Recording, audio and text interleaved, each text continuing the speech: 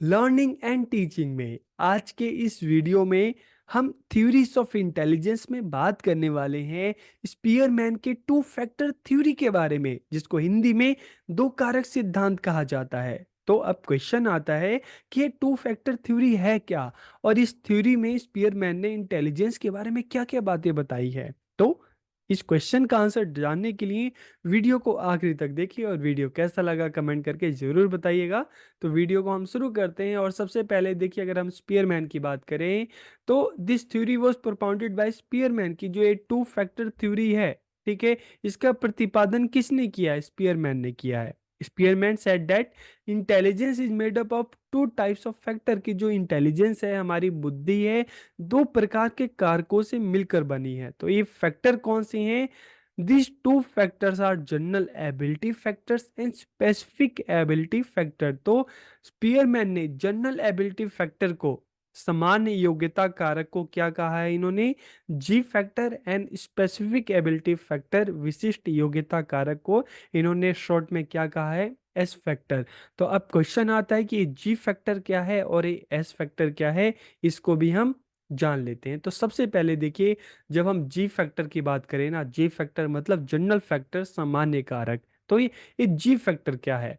तो Spearman name the general ability factor as the G factor, की Spearman ने सामान्य योग्यता कारक को शॉर्ट में जी कारक या जी फैक्टर का नाम दिया है। He said that this ability is इनेट in all people, की उन्होंने कहा कि सभी व्यक्तियों में जो ये योग्यता होती है, कौन सी योग्यता? जो ये जी फैक्टर होता है ना, जन्मजात होता है, बाय बर्थ होता है। इट इज फाउंड इन मोर और less quantity in all people, कि ये सभी व्यक्तियों में, किसी में कम होता है, किसी में ज्यादा होता है।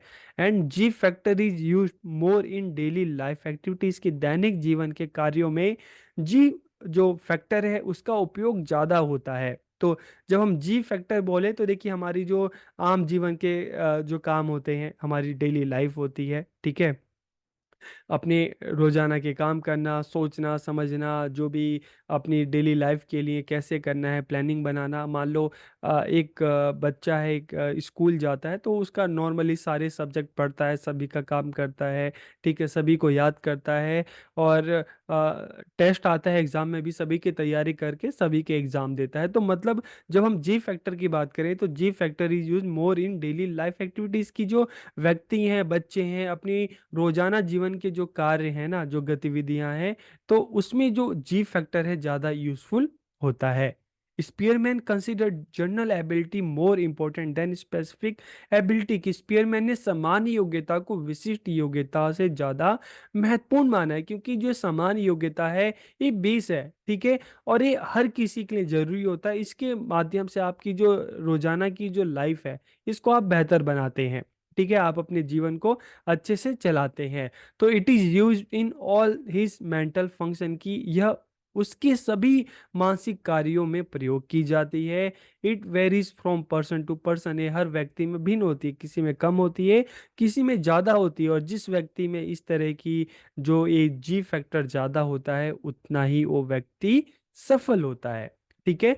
तो इसको देखिए, सामान्य सिंपल भाषा में हम कह सकते हैं कि जी फैक्टर, या हम इसको जनरल एबिलिटी बोलते हैं, कि हमारी बुद्धि की वो क्रियाएं, वो गतिविधियां, जो हम अपनी बुद्धि को, जो रोजाना के जो काम है, उसमें हम प्रयोग लाते हैं, ठीक है। अब सिंपल सा है, अगर मान लो एक स्टूडेंट की बात करें, जैसे मैंने आपको बताया कि उसकी रोजाना के कार्य क्या है, ठीक है, वो अपना सुबह उठेगा, आप स्कूल जाएंगे, स्कूल में टीचर आपको पढ़ाएगा, आप देखेंगे, पढ़ेंगे, लिखेंगे, जो आपको काम देंगे आप उसको घर पे आके करेंगे, चीज़ों को याद करेंगे। तो ये नॉर्मल, ये आपकी जो रोजाना की जो लाइफ है, ठीक है। और इसी तरीके से एक नॉर्मल अगर इंसान की बात करें तो डेली का अपना हिसाब किताब रखना, ठीक है, अपनी डेली लाइफ की प्लानिंग करना।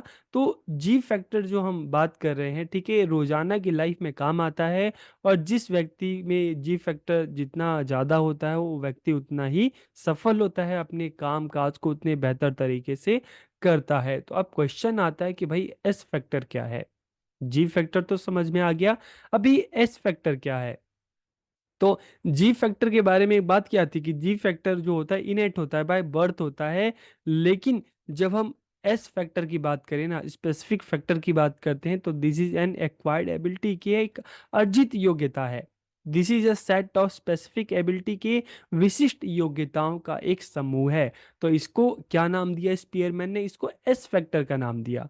Different abilities are related to different skill task की विभिन्न योग्यताओं का संबंध विभिन्न कुशल कार्यों से होता है। तो देखिए सिंपल सा आप इस डायग्राम को भी देख सकते हैं, जी फैक्टर जो सभी में होता है, लेकिन जब हम एस फैक्टर की बात करें, अब सिंपल सा देखो, स्कूल में हम जाते हैं, एक बच्चा है क्लास में, मान लो एक क्लास में 30 बच्चे हैं, 40 बच्चे हैं, सभी बच्चों को सारे सब्जेक्ट पढ़ने पड़ते हैं।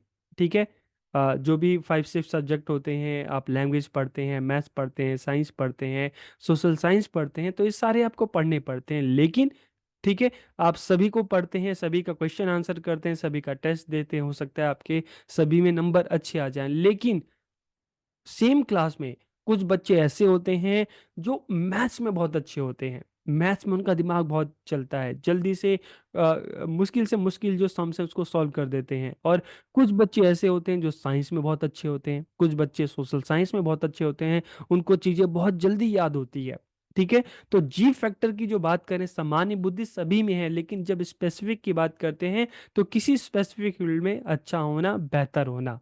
ठीक है, तो different abilities are related to different skill task की विभिन्न योग्यताओं का संबंध विभिन्न कुशल कार्यों से होता है। These ability are different and in different quantities in different people की योग्यताएं विभिन्न व्यक्तियों में विभिन्न तथा अलग अलग मात्रा में होती है।